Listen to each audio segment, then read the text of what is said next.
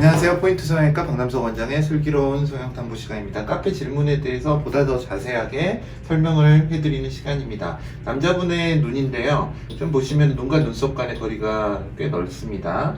힘을 주고 뜬 눈의 사진에서도 눈썹이 굉장히 올라가 있는데도 불구하고 이제 모양이 힘을 줬기 때문에 이 부분이 꺼져 있죠. 그래서 넓어지는데 이러한 상황을 만들어주는 게 눈매 교정입니다. 물론 이거는 좀 이 정도까지 되면 과교정이고요. 검은자가 어느 정도 가려질 정도로 눈을 띄우게 수술을 하는 게 좋습니다. 남자분인데 이제 이럴 때 고려해야 될 사항이 세 가지가 있습니다. 첫 번째가 제가 항상 강조드리는 눈썹 위치, 그리고 두 번째가 눈매 교정을 얼마나 할 것인가,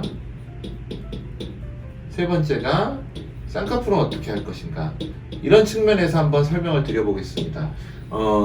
눈썹 위치는 높죠. 지금 평상시에도 이 환자분은 사실 이마를 못 쓰게 이렇게 눌러놓으면 아마도 이렇게까지 깔릴 겁니다. 굉장히 떨어지는 상당히 중증의 안검하수입니다. 그래서 이거를 이제 눈을 띄우는 힘을 키워줘야 됩니다. 그리고 눈썹 위치는 당연히 높다는 것을 파악을 해야 됩니다. 그런데 눈매 교정을 했을 때 과연 눈썹 위치는 어떻게 될 것인가? 대부분은 뚝 떨어지게 됩니다. 그래서 이 정도에 있다고 가정을 하고 수술의 방향을 결정을 해야 됩니다. 물론 수술 후에 안 떨어지고 이대로 뜨시는 분들이 있습니다. 그건 정말 기괴한 눈이 되겠죠. 이렇게 뜨면서 쌍꺼풀이 젖으니까요. 쌍꺼풀도 사실 제대로 안 만들어지게 됩니다. 그럴 때는 보톡스 치료를 합니다. 하지만 많지는 않기 때문에 그 부분은 이제 케이스 바이 케이스로 해결하는 것이고요. 수술은 이제 이걸 떨어진다는 전제하에 수술을 결정을 해야 됩니다.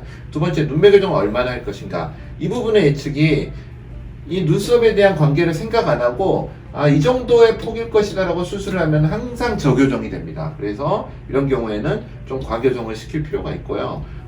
과교정이라기보다는 눈매 교정을 좀 많이 해야 되고요.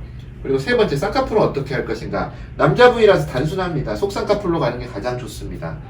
물론 환자분이 쌍꺼풀을 원하는 경우에는 낮은 쌍꺼풀로 가야 됩니다. 하지만 여성분의 경우에는 이럴 때 굉장히 위치 선정을 잘해야 됩니다. 눈매 교정이 충분히 이루어졌을 때는 눈 뜨는 힘이 세지니까 쌍꺼풀이 말려 들어가면서 잘 안 보일 것이고, 그에 대한 생각 한 가지. 또 높게 해버리면은 만약에 이게 떨어졌는데 어느 정도 떨어질 것인가, 이 간격에 대한 고민이 있어야 됩니다. 이게 눈썹이 이렇게 떨어졌으면 쌍꺼풀이 높아버리면 이 간격이 많이 좁아지겠죠.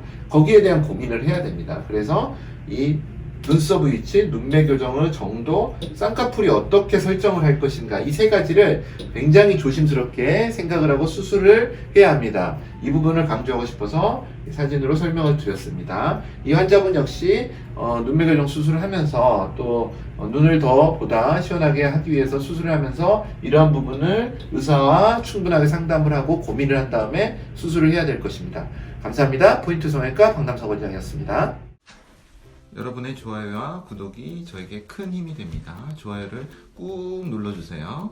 감사합니다.